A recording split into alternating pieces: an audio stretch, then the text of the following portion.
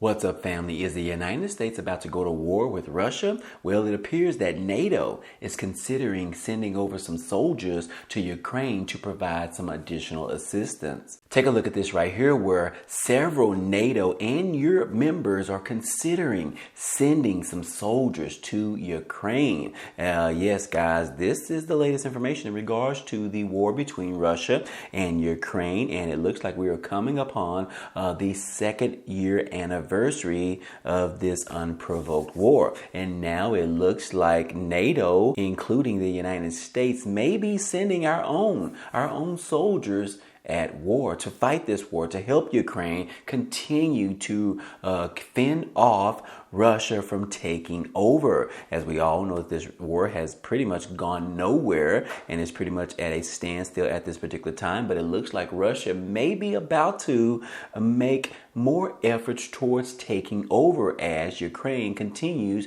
to run out of ammunition, weapons, and equipment and things of that sort. But in addition to that, we also just heard from France's President Macron, which he said that, look, he does not rule out Europeans sending troops over to Ukraine. In fact, this is what he said right here, that he has opened the door on Monday to European nations sending troops to Ukraine, although he cautioned that there was no consensus at this particular time, as allies agreed to ramp up efforts to deliver more munitions to the area of Kyiv. Some 20 European leaders gathered in Paris on Monday to send Russian President Vladimir Putin a message of European resolve on Ukraine and counter the Kremlin's narrative that Russia is bound to win a war now in its third year. So I was wrong, guys. I said the second year, but we are moving on to the third year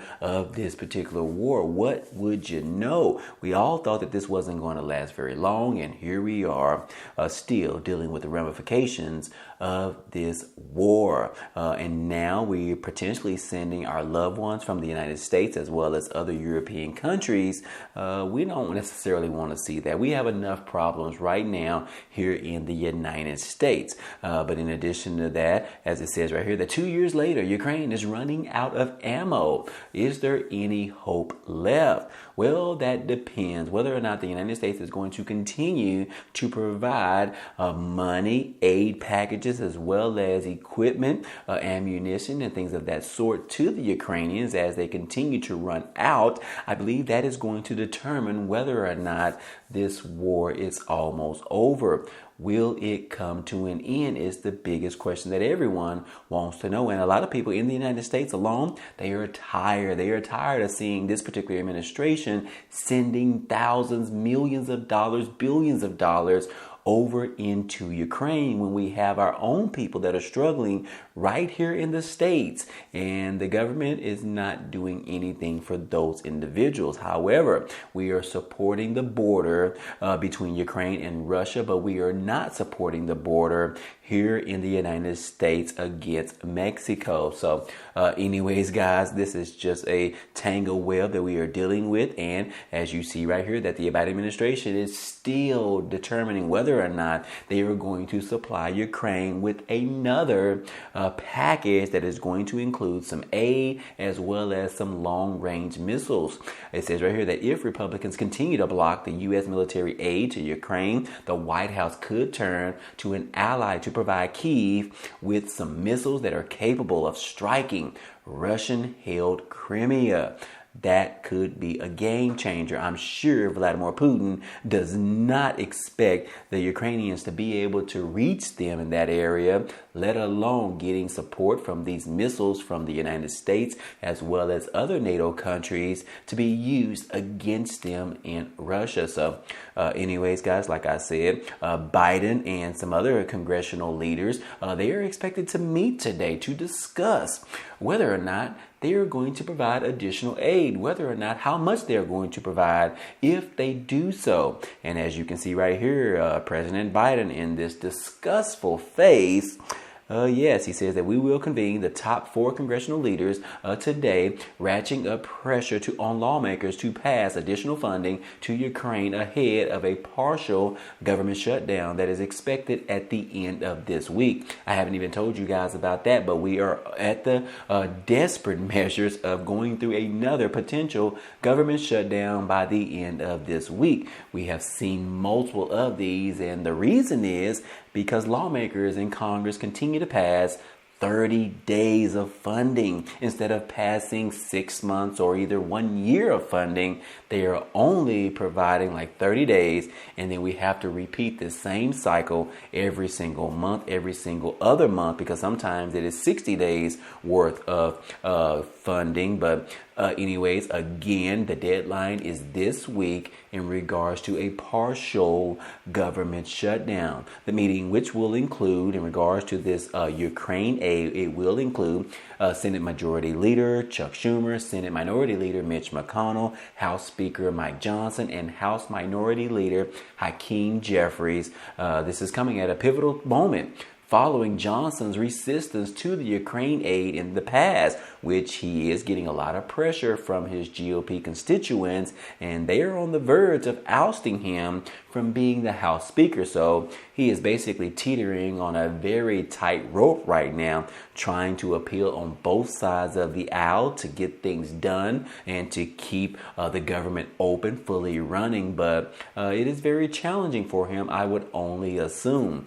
So anyways, guys, like I said, Ukraine is running out of ammunition, running out of equipment, and Biden is trying his best to push for a bigger package to provide to them, which is probably going to be worth billions of dollars to allow Ukraine to continue to fight and fend off Russia in this onset in regards to taking over their country. So anyways, guys, what do you know? Like I said, things are not looking good for America because we could potentially send our soldiers to fight in Ukraine. We've all seen the devastation that has happened in Ukraine, and no telling what else Putin has in the back of his pocket in regards to if there is any military help from other countries.